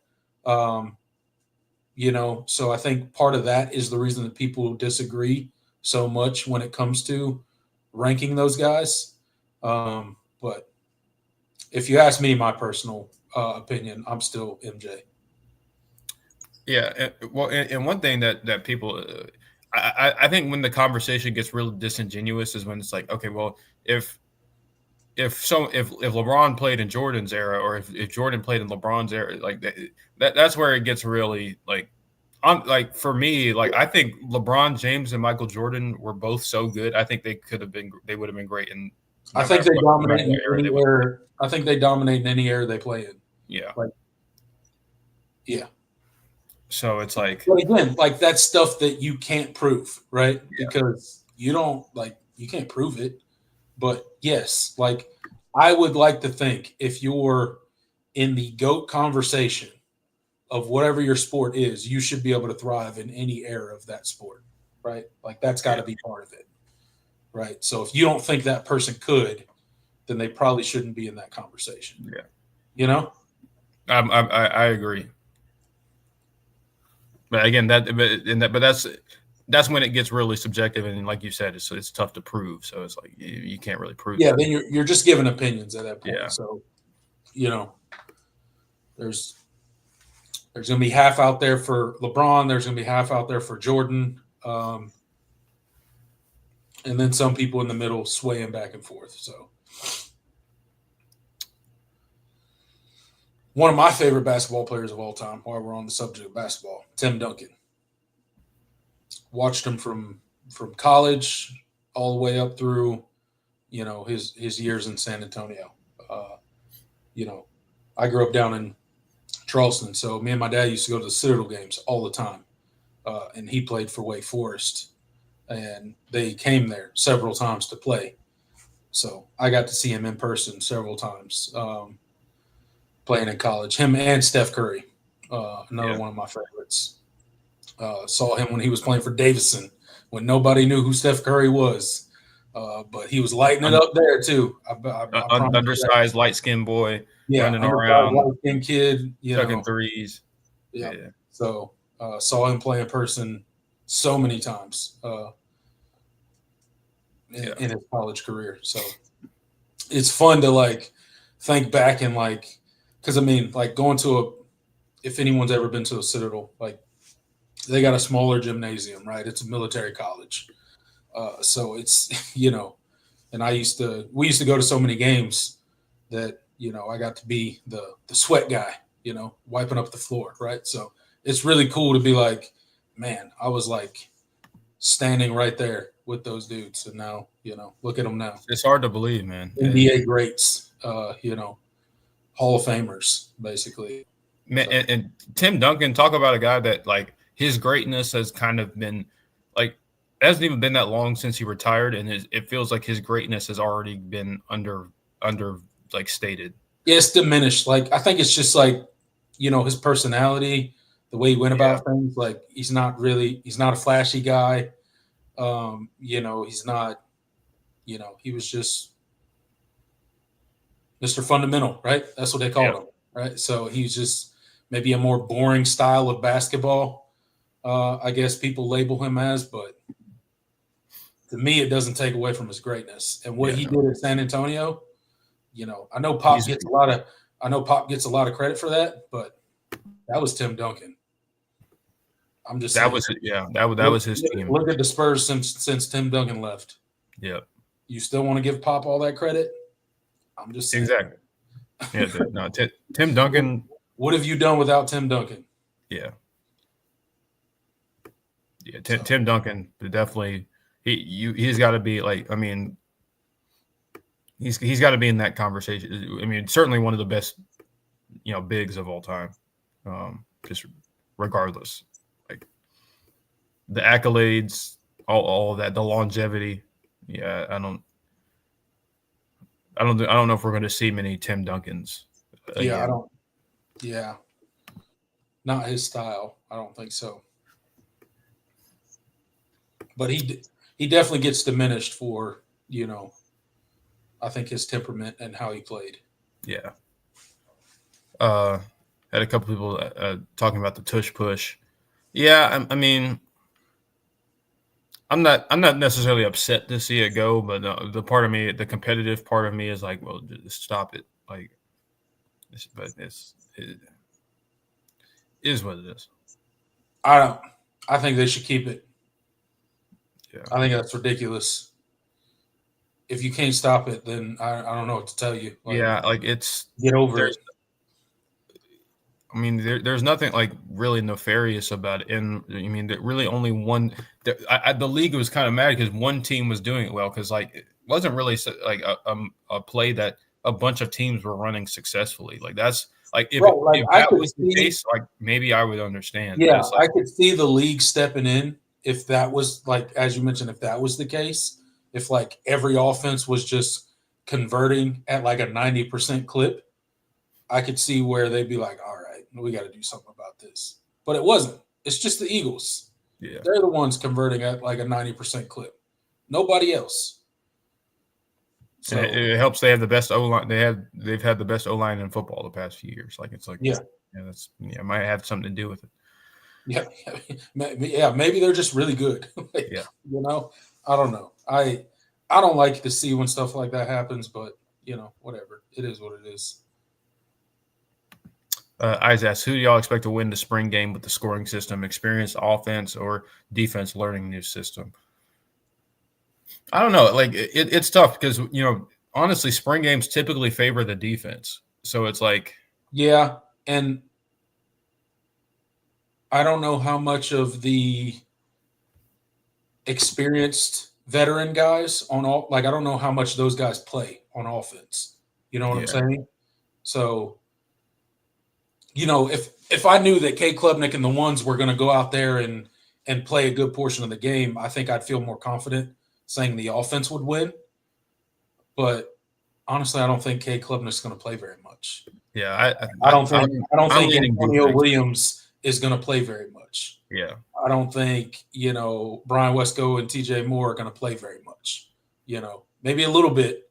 Brian Wesco and TJ Moore may play a little bit more than Antonio Williams, but I think Dabo even said it. I think he was like, yeah, we're not going to tackle Antonio Williams, right? They're just going to thud him up, right? Not taking him to the ground, right? So I don't think those guys are going to get a ton of reps. So I'd probably say the defense is going to win. Yeah. I don't know. I'm with you. They might run out there with that Tom Allen crazy eyes and just get some stuff done. So Tyler says Kobe over LeBron. No, not anymore. I think it's Jordan and LeBron. I think I think those have to be your top two. yeah. I think put Kobe over LeBron now. It feels like that's revisionist history, and I think people have. This is going to sound really bad, but I feel like people have kind of overinflated Kobe. I know what you're going to say. Yeah. Since he passed, yeah. Yeah, I mean, it's harder to be critical of a guy like that, especially with like what happened. Yeah. Right? So it definitely makes it harder to be critical of his game or what he did. But, he's certainly up there. No doubt about it. Yeah, he's up there. Kobe is, he's not. I don't think you can put him over LeBron. Relentless competitor, man. Yeah.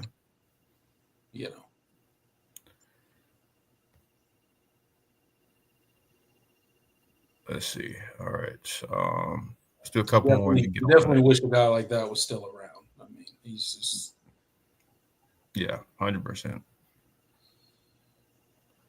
Wet Sox said Cade has never lost a spring game. I don't expect that to change. I guess you're right. That's true. I'll take your word for it. I didn't know that. I'm trying to remember because I mean, really, we haven't really had a very. We haven't had like great offensive spring games right. in a while. So I'm trying to think. Okay, 2022. That's a good question. What was our last good offensive spring game? I guess so. 2019? Was that our last good offensive? Yeah, probably 20. Or was it 2018? It might have been 2019. I would assume it would have been 2019. That was a pretty good offense still. Yeah. But I mean, I don't remember. I think 2018 was kind of. I think 2018 spring game kind of sucked, if I remember correctly. Yeah. That one wasn't. I think Trevor didn't play that well. I think I would say 2019 would have probably been our last good offensive outing at the spring game. Because I think that's when you saw because I think Ngata and Ladson had touchdowns in those, if I remember correctly, or they had like. Yeah. I mean, that's just me guessing, just remembering back to that offense. Yeah, 2019. I'm assuming they had a good spring game, but I don't know that for sure. They kind of what the defense had lost from the 2018 the 2018 season. All those defensive ends all those defensive linemen walked out the door. Yeah, that was kind of an ugly spring game, if I remember correctly. Yeah, I don't know. That would be my guess of the last. Yeah, like really good offensive performance, but then again, it might have not been. I don't know. I can't remember back that far. But if I had to guess, it'd be 2019. Would have been 2019 was 6 years ago now. I'm not liking this, man. I'm not liking it. I don't like this time thing.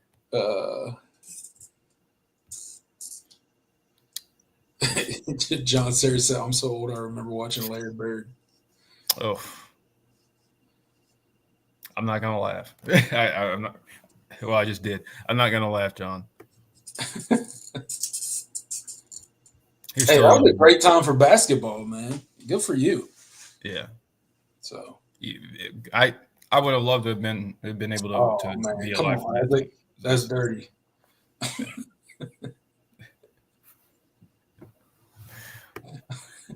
You're still a young buck, John. Yeah, that's right. That's right. You're only as young as you're only as old as you feel, right? Yeah. So. Exactly.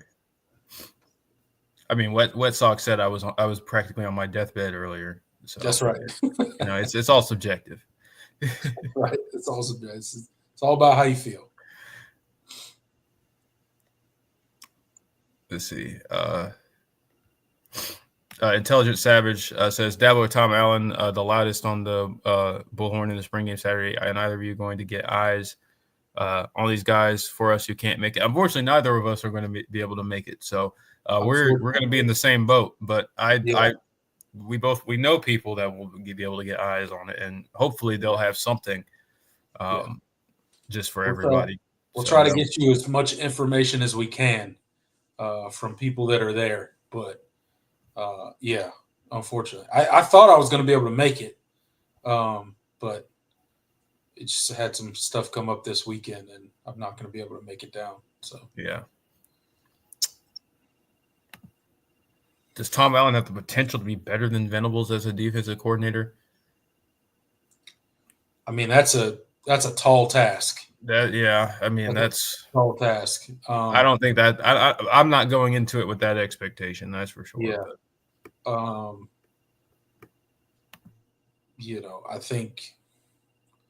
I think he's a good enough coach to put similar results on the field.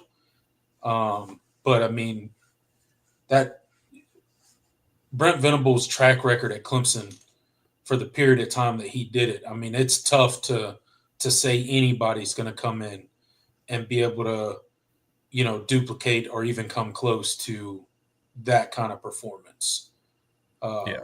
Because, not only was his defenses consistently top 10, top 5 in most major categories, but he did that over a really long period of time at Clemson. So I don't know.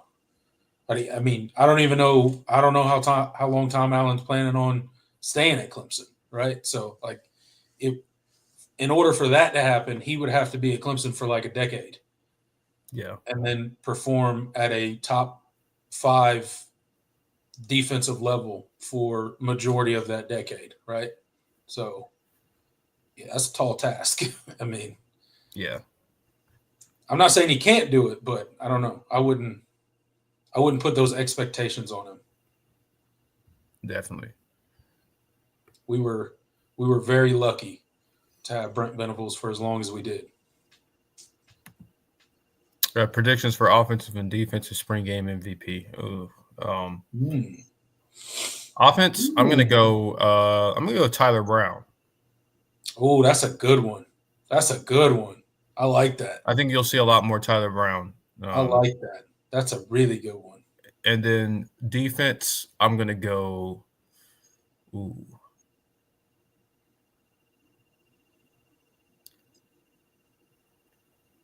Give me Ronan Hannafin.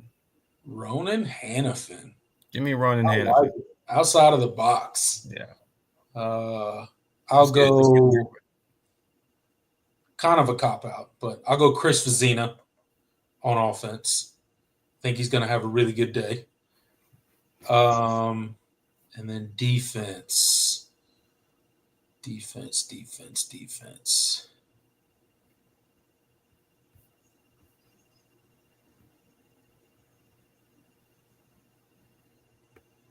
I'm going to go Will Helt on defense. Good pick. I like it.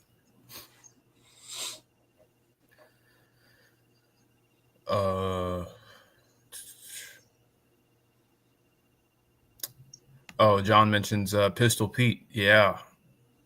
Daniel High legend. Pistol Pete Maravich. Pistol Pete. Because he played at Daniel High his first 2 years of high school, something like that. I know there's something that's all they talk about. Because his dad was the head coach of Clemson basketball at that time. So the more you know, if you didn't know. Yeah. Clemson had Pistol Pete Maravich in their backyard and couldn't get him. Dang. That's tough.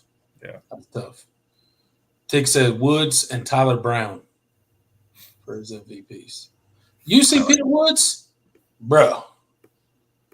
That dude. I'm telling you. They better watch out this year.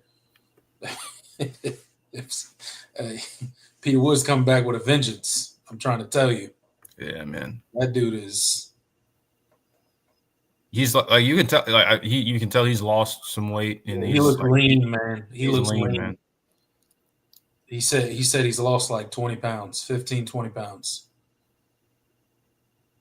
So, hey, I can't wait. Talking about Wilt's 100-point game. Yeah, people like there's like this conspiracy theory that Wilt's 100-point game didn't happen. Like I'm not. It did. I think it happened. Like people are like, oh, then why is there only like why are they just conspiracy theory? Yeah, like they think like it was like I don't think people realize that the NBA like back then was not televised that often. It was not very popular. Like there wasn't going to be footage of it. There wasn't a footage of a lot of games from that time. Like, and you can go listen to the radio broadcast of that game. Like it wasn't like there was no record of it happening as it happened. There was literally a live radio broadcast. You can go on YouTube, I think, right now and find it. Fake news. Fake news. You're muted. Oh, I thought I had clicked it again. And the guy averaged 50 points a game in a season. Like it's not crazy that he hit 100 once. Fake news. That's funny. That's funny that's a conspiracy theory. That's good.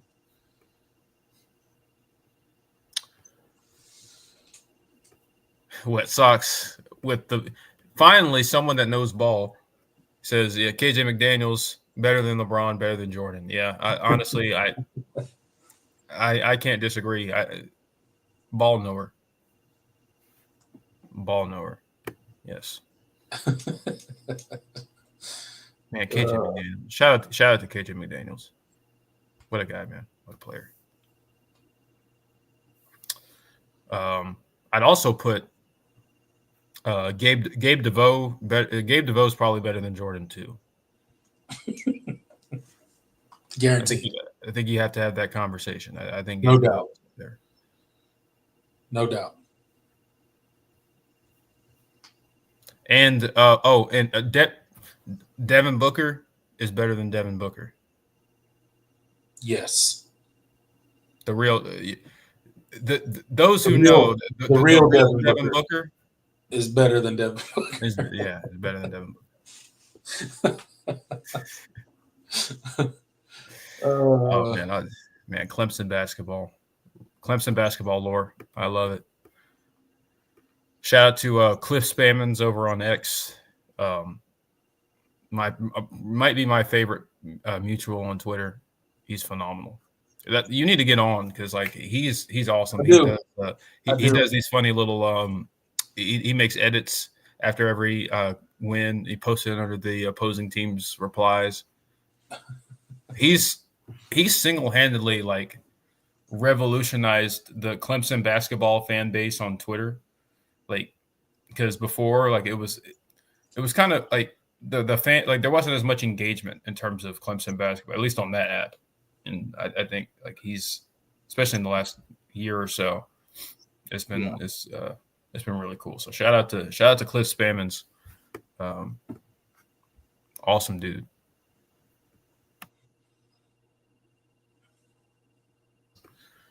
And I think with that Cliff Spammons shout out and mention, I think this is a good place to end it. So what a crazy comment section that we had tonight.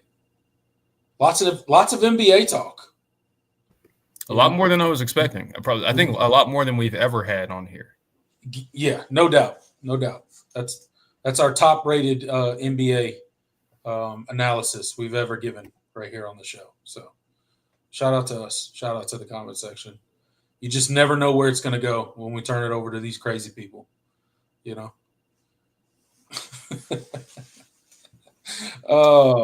But we appreciate you guys sticking it out with us. Guys, still got 21 people in the live chat. Hit that like button before you get out of here. Make sure you follow us on all the socials, Instagram, Twitter, Facebook, all that good stuff. like, subscribe, check us out on all the audio streaming platforms, wherever you get your podcasts, Apple, Spotify, Amazon. Rate, review, subscribe over there. We appreciate you guys hanging out with us each and every Wednesday. But until next Wednesday, I'm Tiger Paul Craven. He's Jordan Bowman. Go Tigers. Y'all be good.